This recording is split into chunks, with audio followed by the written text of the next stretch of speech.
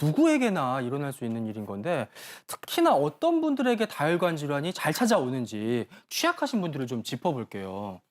첫 번째, 혈관도 나이 든다. 45세 이상의 남성과 55세 이상 폐경기 여성이 위험할 수 있다고요, 홍 교수님.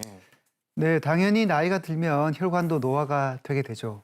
집에 있는 상수도관 네. 한 30년 쓰게 되면 안쪽에 보면 때가 막 끼어 있고 굉장히 녹이 녹이 막 슬고 올라오죠. 여러 가지 문제가 네. 생깁니다. 사람의 몸도 마찬가지고 혈관 내 압력이 일정하게 잘 유지되어 있는 경우는 그래도 오래 쓸 수 있지만 이 혈압이 올라간다든지 아니면 고지혈증, 찌꺼기가 많다든지 하면 결국 동맥경화가 많이 생기게 되는데 이 남성분들의 경우에는 45세 이상에 이게 특히 많이 생기고요.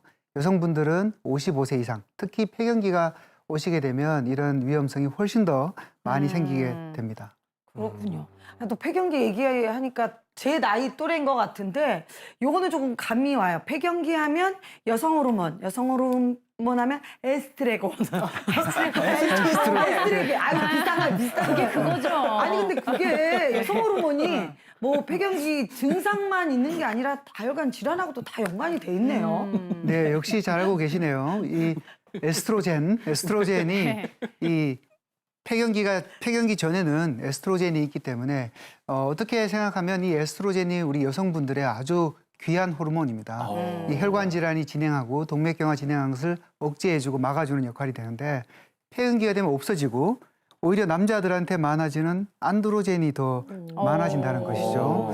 그래서 좀 약간 남성스럽게 하고 힘도 세지고 좀 변하게 되는데 이런 변화 때문에 훨씬 더 동맥경화가 많이 오게 되고요.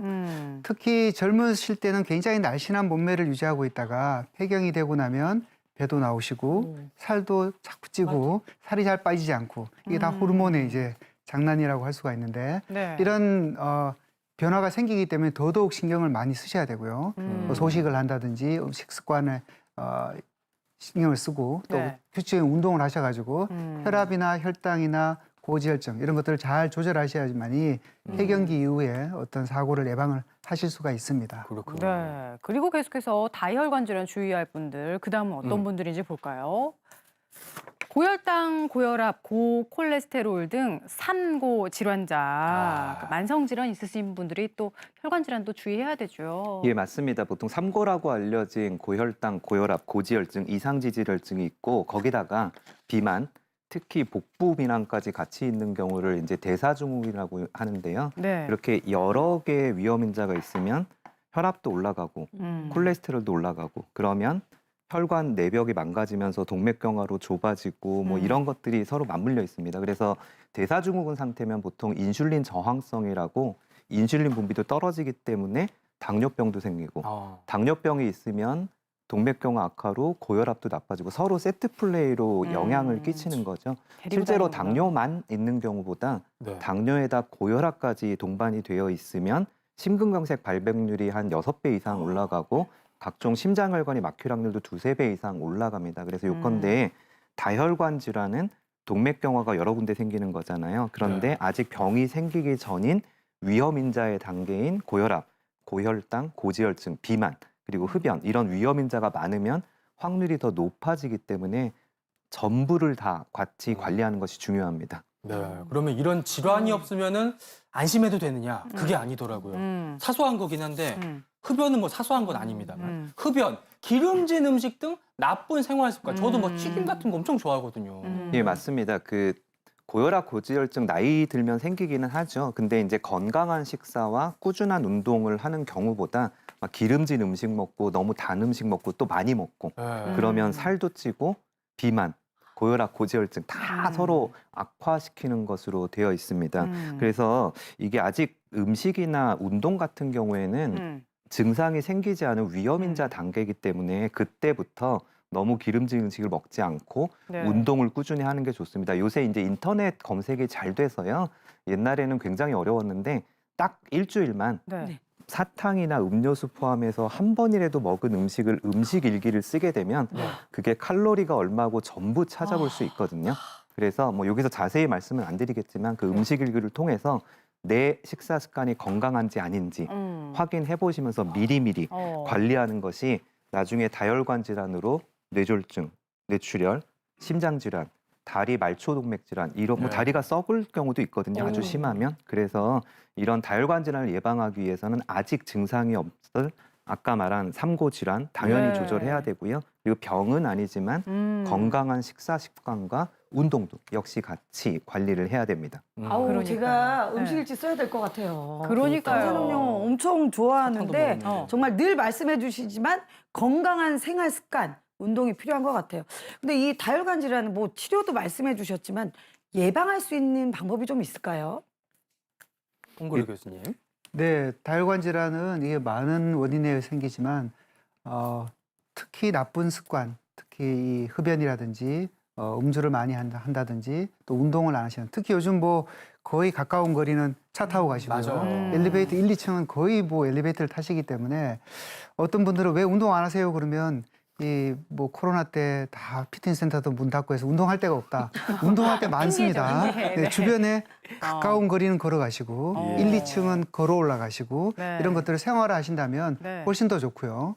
만일에 어떤 병이 생긴다 하더라도 여러 가지 우리 요새 약도 좋고요. 또 시술도 많이 나와 있기 때문에 이런 치료를 충분히 할 수 있는 다양한 방법들이 있으니까 증상이 생기시면 꼭 검사를 하셔서 충분한 치료를 받도록 하셔야 됩니다. 그러니까요. 방금 말씀해주신 또 운동을 꾸준히 하는 생활 습관 정말 중요한데 그 내용 네. 여기 있습니다. 자, 바로 앉아서만 지내는 운동이 부족한 그런 생활 습관 반드시 붙이셔야 될 것 같고요. 네. 다혈관 치료가 질환이 치료는 물론 예방도 가능할지 궁금하거든요. 홍보로 교수님. 네네. 운동은 방금 말씀드렸다시피 굉장히 중요한데 이 운동은 적어도 유산소 운동은 하루에 30분 정도는 하시는 게 좋습니다. 예. 쉽게 뭐 굉장히 쉬워 보이지만 통틀어서 내가 운동을 위해 30분 하는 건 굉장히 어렵습니다. 쉬워 보이지 그래서 않아요. 네, 30분 동안은 가볍게 몸에 땀이 날 정도로 운동을 하시는 게 좋고요. 일주일에 2, 3일 정도는 근력 운동. 방금 근력 하셨으니까 한 번 하셨습니다. 아까 앞에서 하셨으니까. 오늘 하셨네요. 예, 스트레칭 같은 근력 운동을 이틀에 한 번 정도 아니면 3일에 한 번 정도는 꼭 해보시는 게 좋으니까 명심을 하시는 게 좋고요. 예. 일단 증상이 있으시면 혹시 네. 뭐 운동을 할 때 이런 운동을 했는데 가슴이 쪼이고 아프다. 또 걸어가는데 다리가 막 당기고 이상하다. 네. 이런 경우는 검사를 해보셔야 되고요. 만일에 혈관이 좁아졌다면 증상이 있는 경우고 굉장히 심하다면 저희들이 뭐 풍선으로 확장을 한다든지 또 스텐트를 넣어서 확장하는 시술들이 잘 나와 있기 때문에 네. 하시는 것이 좋고요. 내가 막힌 혈관이 있어서 시술을 받았다. 절대 방심하시면 안 됩니다. 아. 그 혈관 이외에 다른 쪽도 분명히 문제가 있을 수 있기 때문에 그쪽에 생길 수 있는 동맥경화를 진행을 예방할 수 있는 치료를 충분히 하셔야 되고요.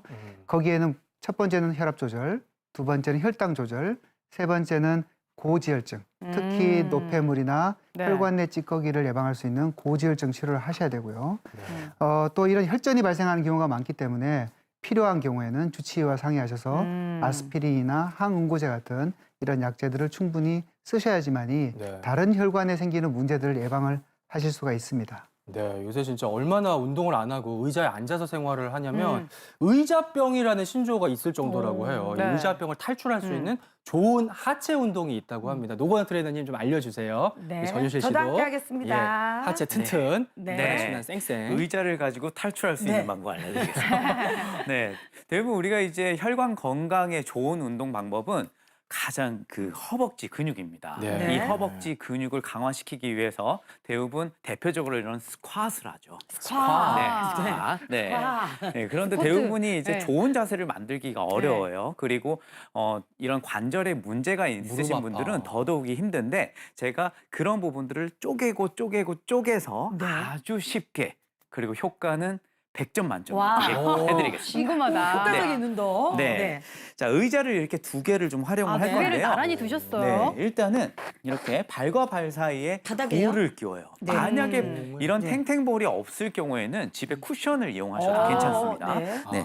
발과 발 사이에 끼워서 꽉 조여주세요. 네. 그리고 무릎을 펴시고 네. 앞에 있는 의자를 살짝 이렇게 잡아준 상태에서 네. 뒤꿈치를 쭉 올려주는데 네. 우리가 발레리나처럼 발레리나? 발목을 완전히 딱 세워주셔야 오. 됩니다. 끝까지 그런데 서는 거구나. 그렇죠. 근데 분명히 완전히 세워주지 못하고 이렇게 막 흔들리는 분들이 있을 거예요. 네. 그런 분들은 발목이 또 약하신 분들이기 때문에 이 동작을 더 많이 해주셔야 네. 됩니다. 네. 발레리나. 네, 그렇죠. 두 개만 더 해볼게요. 넷, 좋아요. 우아하게. 끝까지 올려야 돼요. 엄지발가락에 힘이 네. 그냥 꽉 들어가야 볼을 돼요. 꽉 조여주면 오. 엄지발가락으로 더 누르는 네, 힘이 네. 듭니다. 네. 네. 자, 다음 이번에는 좀 더 다음 단계. 본격적으로 가볼 텐데 네. 무릎과 무릎 사이에 볼을 이렇게 딱 끼우고요. 네.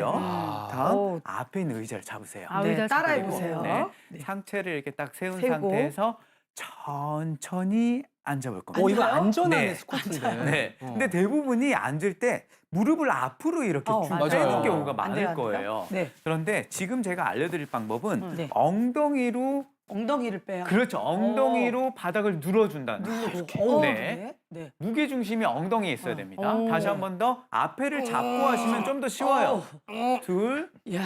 자, 셋, 쭉 오. 엉덩이를 좀 더 뒤로 가져가면서 되네요. 그렇죠. 네. 좋아요. 그리고 앞에 잡고 하니까 상체를 좀 더 펴기가 좀 더 쉽죠. 네. 이번에는 네. 앉아보세요. 앉을까요? 상당히 좋아하시네요. 앉아봐, 앉으라고 하니까. 자, 이번에도 마찬가지로 볼을 네. 꽉 조여진 상태에서 네. 척추를 펴고 앞에 있는 의자를 잡으세요. 네. 네. 자, 이 상태에서 벌떡 일어나지 마시고 네. 아주 천천히. 일어나요? 그렇죠. 아주 천천히. 네. 거기까지. 네. 네. 다시 아, 한 번 더. 그만 일어나? 아주 천천히 하네. 아. 아주 천천히. 아주 천천히. 어머. 그렇죠. 허벅지 아. 땡겨. 감질만 다시 한번 더. 난다. 아주 천천히. 일어날랑 말랑 할 때 맞아요. 아니, 성질급한 사람은 이러다 쓰러지는 거 아니야? 하다 몰라서. 넘어가고. 네. 힘이 딱 들어가요. 그렇죠. 네. 네. 이렇게 하면서 우리가 허벅지의 아우, 근육을 네. 좀 더 네. 자극을 주면서 아, 천천히. 자세는 네, 좀 더 편안하게. 이거 대화할 때 이렇게 얘기를 하면 되겠어요. 운동하면서. 그렇죠. 예, 뭐 여기다 테이블 놔두시고 가족들이. 이런 식으로 하면서 네. 운동 됐네요. 오, 너무 좋네요. 네. 좋습니다. 여기까지 네, 운동 감사합니다. 들어가겠습니다.